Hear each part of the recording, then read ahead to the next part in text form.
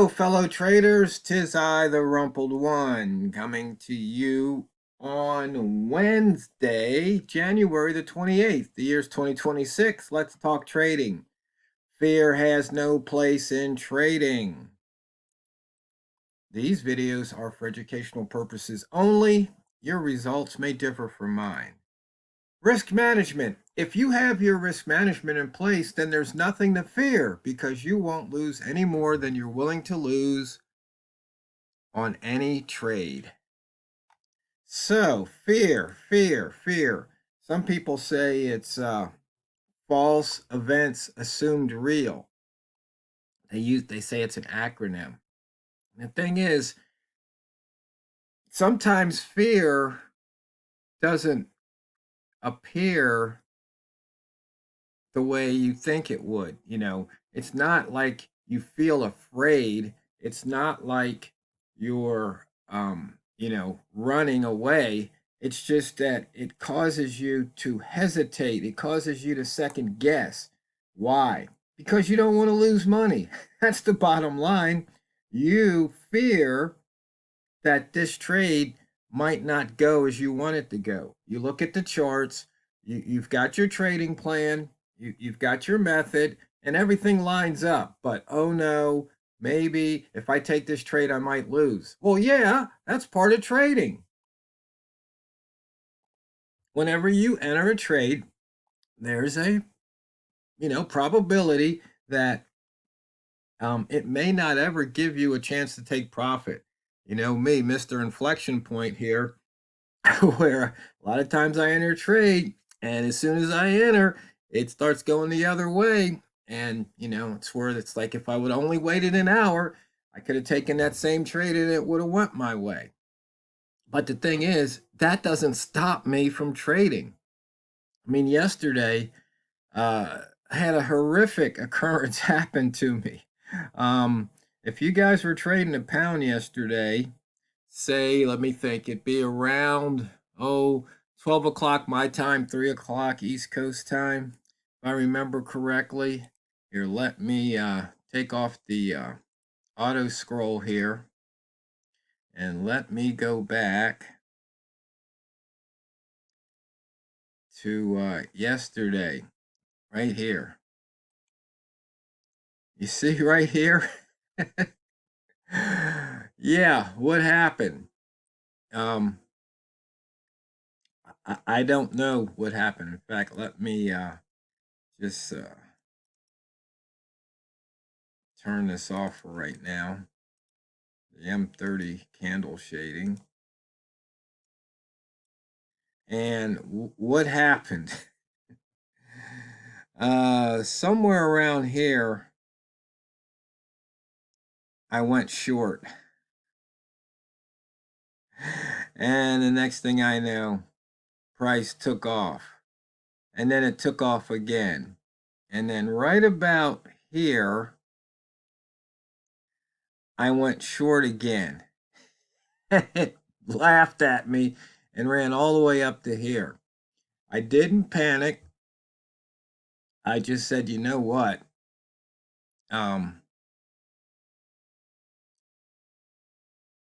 This is a return bar, and chances are it'll give me an opportunity to get out.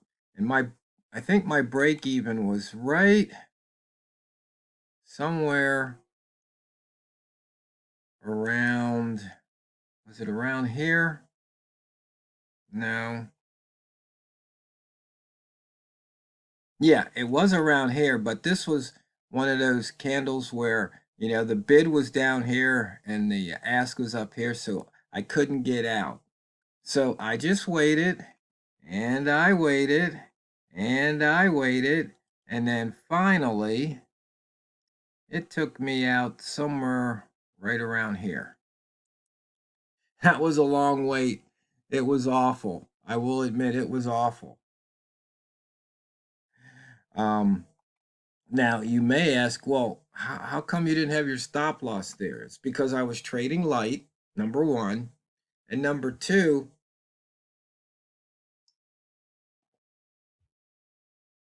um, I had faith. Was I afraid? No, not at all. Now, I do not suggest you do that because your results may differ from mine. But the point is that I don't let the fear stop me. I don't. It just doesn't.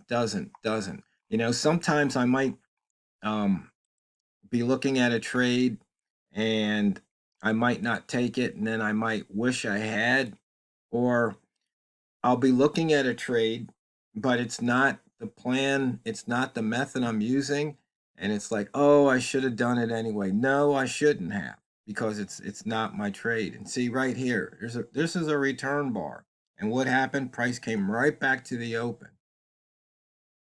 And does it work all the time? No, but you can't be afraid. I mean, you could have gone short here and then it ran another, 10, 15 pips almost.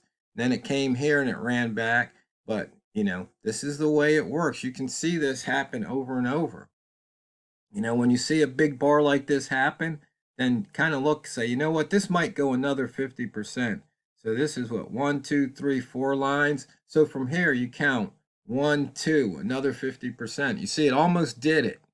And then it went here, but what happened? Lower highs. Well, then that's telling you the price just doesn't seem to want to go up. So you take your chance. You see a flip-flop box here. You see a highest low trade here.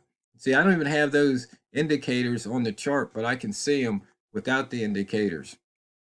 And so you say, you know what? Maybe I take that trade. Maybe I put a trade on there and see what happens. Because you see here, if you didn't take this highest low trade the first time, it gave you a second time. Let's see, actually it gave you a second, third, 4 times. But you see here, it never pushed higher than this candle here, where that highest low happened. It's telling you, nope, this move's exhausted. And these big moves, there's somebody down here that missed the boat. They want to get on that boat. And that's just what happens. Also, something to look out for. This doesn't have anything to do with fear, but you see when price starts making these ranges here, you see this range right in this area. You see how it went up 1, 2, 3, 4. Well, then look to the downside. 1, 2, 3. It almost makes the same move on the top side and the downside. Or if it's the downside first, it'll make that move on the top side. So you can see that. So you see right here, you see this range here, it's made a move to the top side. Now it's come back down, covered that bar. Now it's making another move. So maybe it'll come down below, maybe it won't. You don't know. That's why you have stop losses. That's why you don't have to be afraid.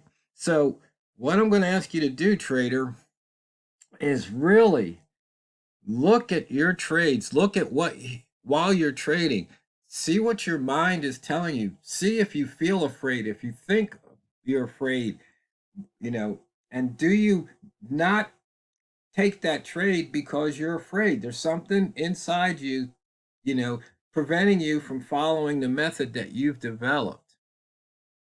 I mean, right here, what are we looking at? Inside bar near the top. You can take that short if that's in your trading plan. Because you see, there's so many different trades that you can do. You can always find a reason to go short. You can always find a reason to go long. I mean, if you would have taken that trade, you might have gotten a pip or two on the short side.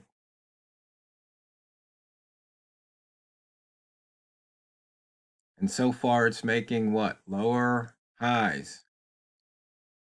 And you just wait it out and see what happens. And what's this right here? Oh, that looks like a highest low. And you look left, and you can see it's right around that highest low.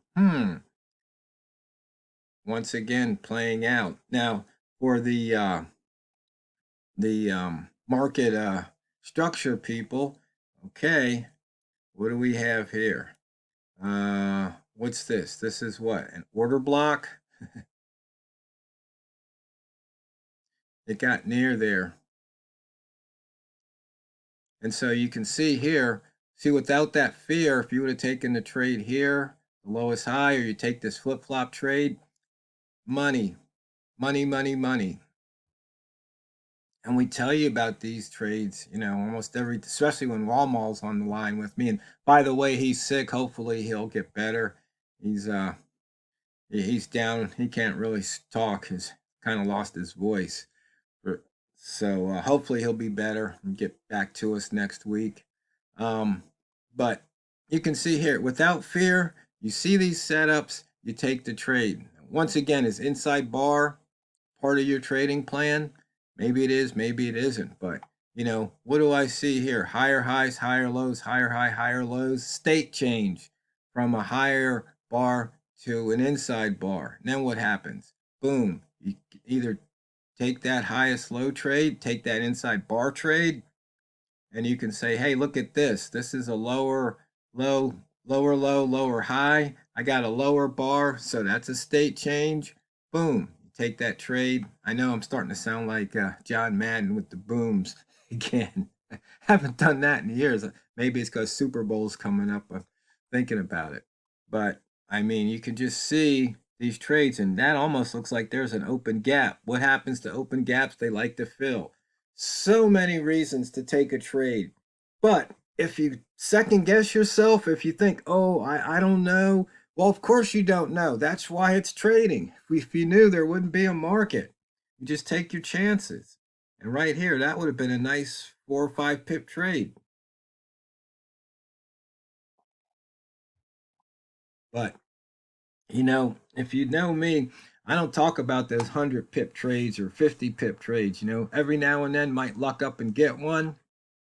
It'd been really nice had I guess it's further back, but yeah, had I been long here, that would have been a nice 20 pip trade in one swoop. And that wasn't even a news trade. But sometimes, every time you win, it's luck. Sometimes you just get a little bit luckier than others. So you really need to take a hard look at your trading, see what's going on in your mind. you know, just be aware that, hey, am I analyzing or am I stalling because I'm afraid to just click that mouse? I mean, if you're afraid to click the mouse, maybe you're trading too high of a position. If you're trading too high a position, then move all the way down to a micro lot, a dime a pip. And if you're afraid to trade a dime a pip, then you got to ask yourself, why am I trading? I mean, really, is it just for entertainment purposes? Because I mean, a dime a pip, you make 100 pips at a dime a pip. That's only $10. Now, I'm sure there's some countries around the world that $10 a day would be huge, but here in the USA, that's not going to pay too many bills. You might be able to buy a cup of Starbucks or Dutch Brothers, you know, after the after taxes. It's almost laughable. Hey, we got an open gap here. Let's see if price fills it.